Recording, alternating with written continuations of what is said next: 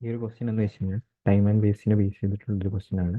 ഇതിനകത്ത് പറയുന്നത് a man who is 2.4 away from the starting running further away from the car at speed 2 metre per second and car take 75 second to catch him. അതായത് ഒരാൾ 2.4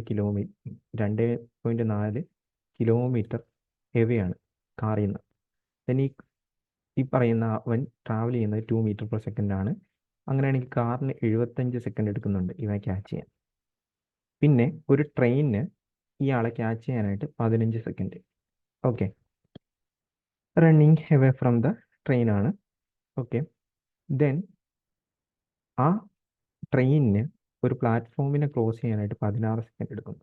ഇത്രയും കാര്യങ്ങളാണ് അവിടെ പറഞ്ഞിരിക്കുന്നത്. അങ്ങനെയാണെങ്കിൽ ഈ ഒരു കാറിന് ട്രെയിനിനെ കംപ്ലീറ്റ് ആയിട്ട് ഓവർടേക്ക് ചെയ്യാനായിട്ട് എത്ര ടൈം എടുക്കുമെന്നാണ് ചോദിച്ചിരിക്കുന്നത്. അപ്പോൾ ആദ്യമേ തന്നെ നമുക്ക് നോക്കിക്കഴിഞ്ഞാൽ ആദ്യം ഇവർ തമ്മിലുള്ള ഡിസ്റ്റൻസ് 2.4 കിലോമീറ്റർ ആണ്, അല്ലെങ്കിൽ 2400 മീറ്റർ ആണ്. ഈ 2400 മീറ്റർ ഇവരുടെ റിലേറ്റീവ് സ്പീഡിൽ മൂവ് ചെയ്യാൻ വേണ്ടി എടുക്കുന്ന ടൈമാണ് 75 സെക്കൻഡ്. 75 സെക്കൻഡ്. ഓക്കെ, അപ്പോൾ അവരുടെ റിലേറ്റീവ് സ്പീഡ് നമുക്ക് കിട്ടും. റിലേറ്റീവ് സ്പീഡ് എന്ന് പറയുന്നത് 2400 ഡിവൈഡ് ബൈ 75. ഓക്കെ, 3 വെച്ച് കളഞ്ഞു കഴിഞ്ഞാൽ 800, ഇവിടെ 25, പിന്നെ ഡിവൈഡ് ചെയ്ത് കഴിയുമ്പോൾ 32 എന്ന് പറഞ്ഞ് കിട്ടും. ഇതെന്ന് വെച്ച് കഴിഞ്ഞാൽ റിലേറ്റീവ് സ്പീഡാണ്. എന്ന് വെച്ച് കഴിഞ്ഞാൽ കാറിൻ്റെ സ്പീഡ് മൈനസ് മാനിൻ്റെ സ്പീഡ്. കാരണം സെയിം ഡയറക്ഷനാണ് വരുന്നത്. എന്നാൽ മാത്രമേ അവർക്ക് ക്യാച്ച് ചെയ്യാൻ പറ്റുള്ളൂ. അതായത് കാറിൻ്റെ സ്പീഡിൽ നിന്ന് മാനിൻ്റെ സ്പീഡ് കുറയ്ക്കുമ്പോഴാണ് 32. അല്ലെങ്കിൽ കാറിൻ്റെ സ്പീഡ് എന്ന് പറയുന്നത് 34 എന്ന് പറഞ്ഞു കിട്ടും. ഇനി അടുത്ത കേസിൽ അവർ പറയണത് എന്താണെന്ന് വെച്ച് കഴിഞ്ഞാൽ ഈ മാനിനെ ട്രെയിനിന് ക്രോസ് ചെയ്യാൻ. ഓക്കെ, അവർ രണ്ട് സെയിം ഡയറക്ഷനിലാണ്. ഈ 2.4 കിലോമീറ്റർ അവിടെ ഇല്ല. സെക്കൻഡ് കേസിൽ 2.4 കിലോമീറ്റർ അവിടെ ഇല്ല.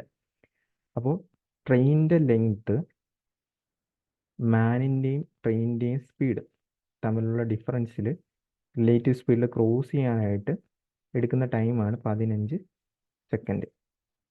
അല്ലെങ്കിൽ നമുക്കവിടെ ട്രെയിനിൻ്റെ ലെങ്ത് എന്ന് വെച്ച് കഴിഞ്ഞാൽ T - 2 × 15 എന്ന് എഴുതാം. ഇനി സെക്കൻഡ് കേസിൽ ട്രെയിനിൻ്റെ ലെങ്ത്തും പ്ലാറ്റ്ഫോമിൻ്റെ ലെങ്ത്തും, അങ്ങനെയാണല്ലോ ട്രെയിന് പ്ലാറ്റ്ഫോമിനെ ക്രോസ് ചെയ്യാൻ പറ്റുന്നത്. അതിന് ട്രെയിനിൻ്റെ സ്പീഡിൽ ക്രോസ് ചെയ്യാൻ എടുക്കുന്ന ടൈമാണ് 16 സെക്കൻഡ്. ദെൻ പ്ലാറ്റ്ഫോമിൻ്റെ ലെങ്ത് ക്വസ്റ്റ്യനിൽ തന്നിട്ടുണ്ട്, 60 എന്ന് പറഞ്ഞ് തന്നിട്ടുണ്ട്. ഓക്കെ, അപ്പോൾ നമുക്ക് വേണമെങ്കിൽ L+60 എന്ന് പറയുന്നത് ട്രെയിനിൻ്റെ സ്പീഡ് ഇൻറ്റു 16 സെക്കൻഡ് എന്ന് എഴുതാം. ഇതിന് ഈ എല്ലിന് പകരം ഈ ഒരു ഐറ്റം ഞാൻ സബ്സ്റ്റിറ്റ്യൂട്ട് ചെയ്യാമെന്ന് വിചാരിക്കാം. എല്ലിന് പകരം ഞാൻ ഈ T - 2 അല്ലെങ്കിൽ 15T - 30 സബ്സ്റ്റിറ്റ്യൂട്ട് ചെയ്യാമെന്ന് വിചാരിക്കാം. 15T - 30 + 60 എന്ന് പറയുന്നത് 16T എന്ന് പറഞ്ഞ് കൊടുക്കുന്നു.